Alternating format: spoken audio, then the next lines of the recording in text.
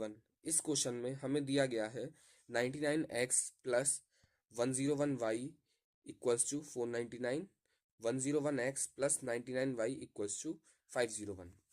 ये क्वेश्चन देखने में बहुत टफ लगता है और करने में भी ऐसा लगता है कि भैया इसमें हम एलिमिनेशन यूज़ करें या सब्स्टिट्यूशन यूज़ करें, क्योंकि इसके जो एक्स और वाई के साथ जो कांस्टेंट हैं वो बहुत ज़्यादा बड़े हैं, तो इनका एलसीएम निकलना इतना आसान काम नहीं है और उसके बाद की कैलकुलेशन बिल्कुल भी नहीं है, ना ही सब्स्टिट्यूशन में है।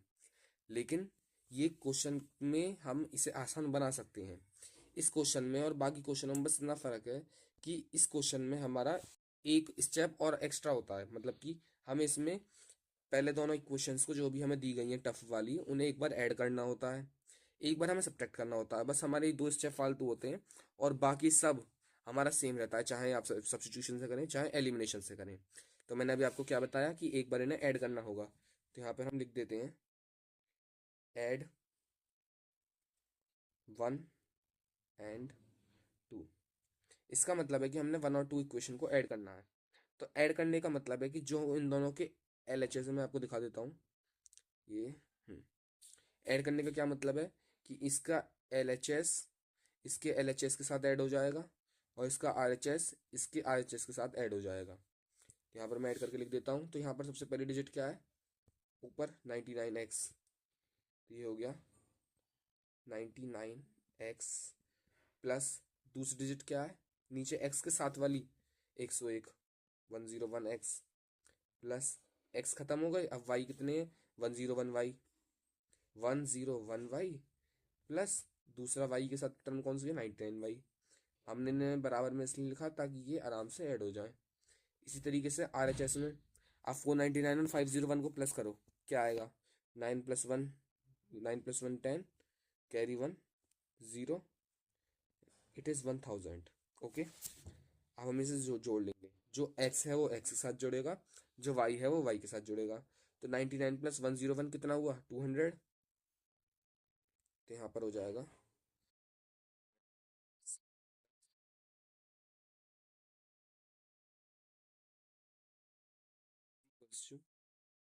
1000, सेम रहेगा। अब दिमाग में ये वाली बात आनी चाहिए कि यहाँ पर हो गया हमारे पास 200 200 दोनों में कॉमन है, हमारे LHS में 200 और 200 कॉमन है, तो हम 200 बाहर निकाल सकते हैं। अंदर क्या आ गया, x + y is equals to 1000। अब हमें दिख रहा है कि जो 200 है ये इससे कट जाएगा या फिर डिवाइड में चला जाएगा RHS के, अपॉन में 200,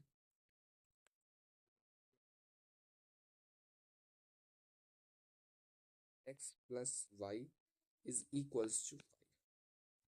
ये हमारे पास, अभी आप कह रहे थे कि कितनी टफ इक्वेशन है, अब हमारे पास एक सिंपल वन आ गई एक्स और वाई में। कैसे आई कि हमने दोनों को ऐड करा, ऐड करके हमने कॉमन लिया, कॉमन लेके हमने काटा, तो हमारे पास आई कि x + y इक्वल्स टू 5।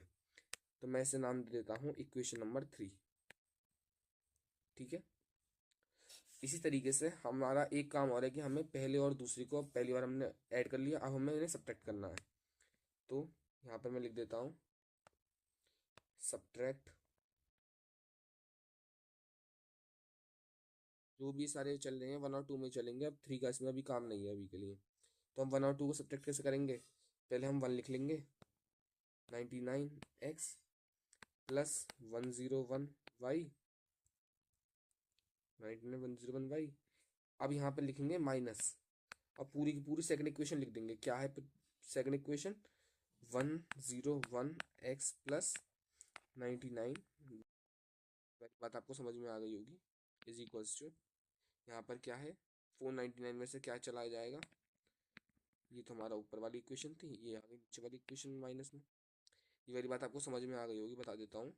हमने कहा था कि सब्ट्रैक्ट 1 और 2, हमें 1 और 2 को सब्ट्रैक्ट करना है, तो हमने यहाँ पर 1 लिखी, यहाँ पर हमने 2 लिखी, बीच में लगा दिया हमने माइनस।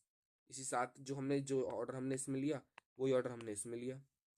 तो यहाँ पर क्या हो जाएगा, अब आप कर सकते हैं 10th क्लास में, x प्लस 101y माइनस, अब आपको ये पता है कि जब भी माइनस ब्रैकेट के बाहर होता है तो वो अंदर चला जाता है और अंदर जाके साइन पलट देता है। तो 101 बाहर प्लस का है और अंदर प्लस का है, तो बाहर आके माइनस का हो गया। साथ ही साथ 99 भी 99y भी माइनस का हो गया। यहाँ पर आप कर सकते हैं, यहाँ पर माइनस का 2 आएगा। चेक कर लेता हूँ 1 और 2 गैस। में से x कटेगा और y में से y कटेगा, तो यहाँ पर हम क्या लिख देंगे, 99 से 101 गए तो बचा माइनस का 2x। इसी तरीके से 101 में से 99 गए तो बचा प्लस का 2y is equals to minus का 2। यहाँ पर हमें दिख रहा है कि यहाँ पर 2 कॉमन है, तो 2 आ जाएगा बाहर, अंदर बचा माइनस का x plus y is equals to minus का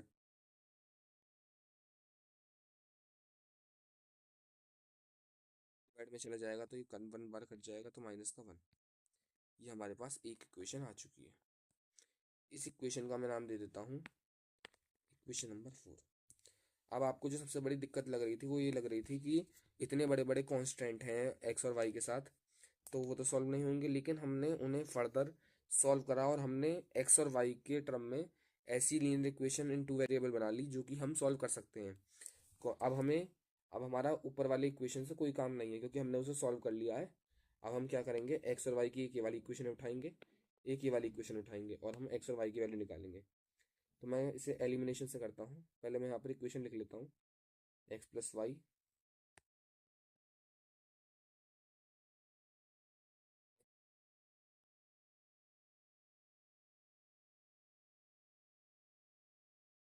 क्वेश्चन नंबर वाली इक्वेशन, साथ ही साथ दूसरी मतलब चौथी इक्वेशन कौन सी है, minus x plus Y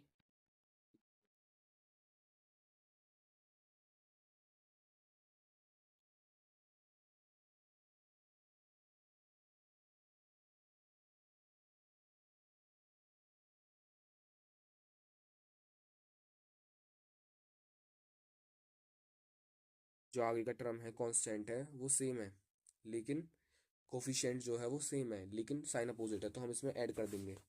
add करेंगे तो ये कट जाएगा, क्या बचा है यहाँ पर 2y इज इक्वल टू 5 में से एक गया 4, तो यहाँ पर क्या हो जाएगी, y की वैल्यू हो जाएगी हमारे पास 2।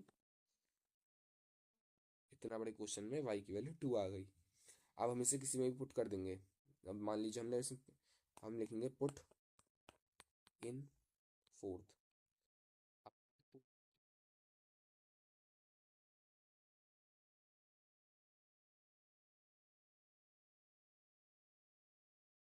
यस, तो यहाँ पर क्या हो जाएगा, माइनस एक्स की वैल्यू हो जाएगी माइनस का 3, कट गया, एक्स की वैल्यू क्या आई 3।